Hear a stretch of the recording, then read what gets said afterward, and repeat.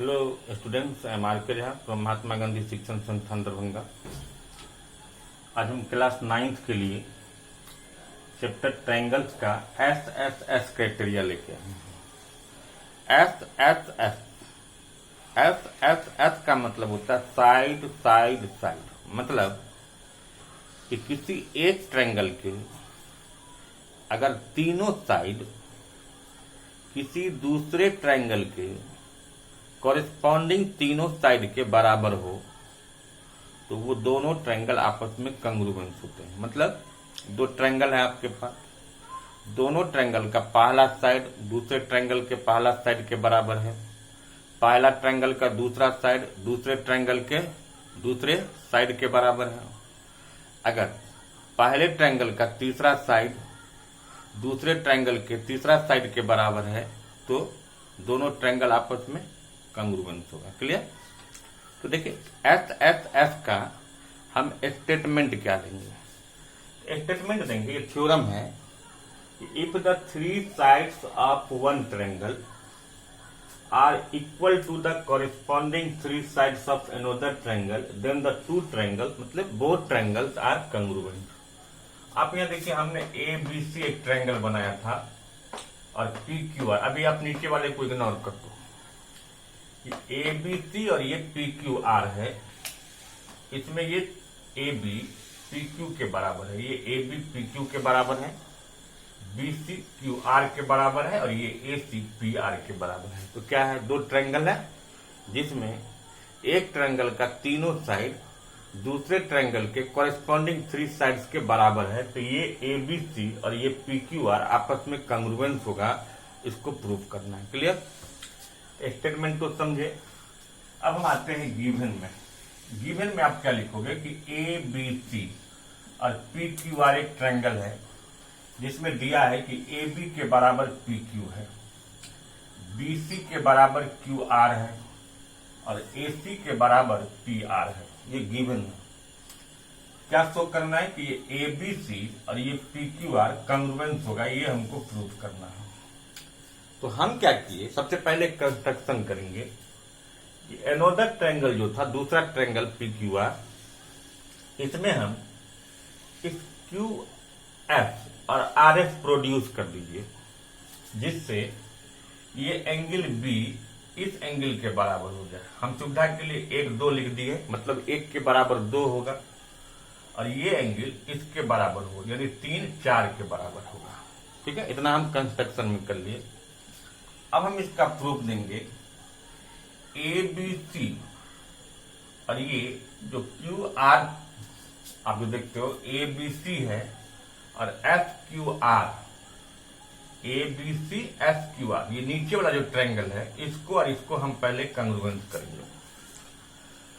तो आप A S के क्राइटेरिया तो समझते हैं। तो देखिए ए बी सी में और एफ क्यू आर में बी सी और क्यू आर बराबर दिया हुआ है, 1 के बराबर 2 है बाय कंस्ट्रक्शन, 3 के बराबर 4 है।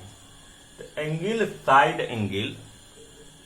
साइड एंगल यानी ए एस से ये ए बी सी और एफ क्यू आर कंग्रुएंस हो गया, इसको हम कंग्रुएंस कर देंगे। तो देखिए लिखे कि ए बी सी में और एफ क्यू आर में 1 के बराबर 2 है, 3 के बराबर 4 है, बीसी के बराबर क्यू आर है, इसीलिए ए एस से ट्रायंगल ए बी सी कंग्रुएंस हो गया एस क्यू आर का। क्लियर?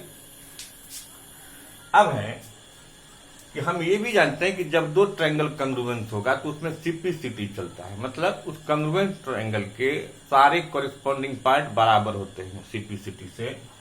तो जब ये ए बी सी और एफ क्यू आर कंग्रुएंस है तो ए बी के बराबर ये क्यू एस हो जाएगा और ये AC के बराबर ये SR हो जाएगा। क्लियर? तो अब हम इसको बाय सिंप्लिसिटी में क्या लिख दिए कि AB के बराबर SQ हो गया, AC के बराबर SR हो गया। बट AB के बराबर क्या था आपके क्वेश्चन में दिया हुआ है? PQ। तो जब AB के बराबर PQ पहले से था और AB के बराबर ये QS हम अभी प्रूफ किए, तो इसके बराबर ये था और इसके बराबर ये अभी हुआ, इसका मतलब ये साइड पी क्यू और क्यू एस ये दोनों भी बराबर हो गया। ठीक। अब ये सिमिलरली AC के बराबर क्या है, ये RS है, AC के बराबर PR है। तो इसीलिए जब ये AB के बराबर QS हुआ, AB के बराबर PQ है, तो PQS में ये PQ बराबर QS हो गया।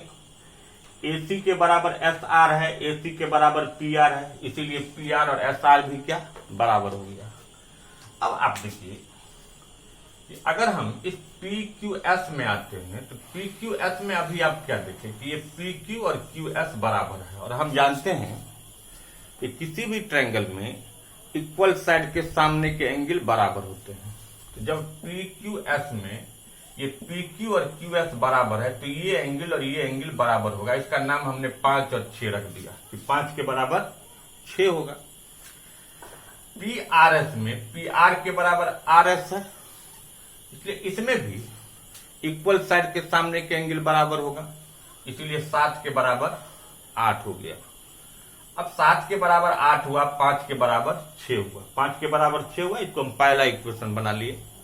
7 के बराबर 8 हुआ, इसको हम दूसरा इक्वेशन बना लिए। अब हम क्या करेंगे, ये जो 5 के बराबर 6 हुआ और 7 के बराबर 8 हुआ, ये दो इक्वेशन हमने बनाया। दोनों इक्वेशन को आप जोड़ लो, एडिंग इक्वेशन 1 and 2।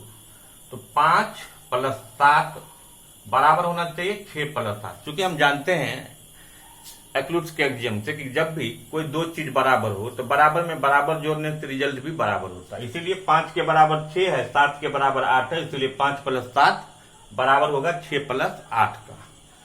अब 5 और 7 को अगर हम जोड़ दें इस दोनों एंगल को तो क्या बन जाता है, QPR, इसीलिए इसका नाम दे दिए QPR। 6 में 8 जोड़ दिए तो QSR, इसीलिए बन गया QSR। अभी QPR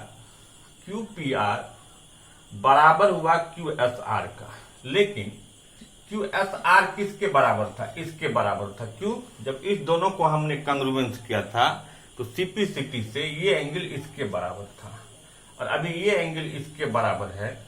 तो अब ABC में और PQR में AB के बराबर PQ तो था ही पहले से आपके पास, AC के बराबर PR भी था, और अभी हमने प्रूव किया कि A के बराबर P है। तो SAS से दोनों ट्रायंगल्स क्या हो जाएगा, कंग। तो लिखेंगे ABC में और PQR में A के बराबर P है, इस इक्वेशन का यूज कर लेंगे अब थर्ड का।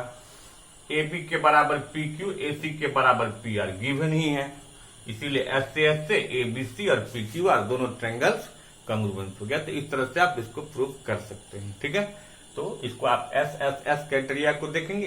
एक और क्राइटेरिया बचता है RHS, तो उसको फिर हम नेक्स्ट वीडियो में RHS क्राइटेरिया को डिफाइन करेंगे। Thank you.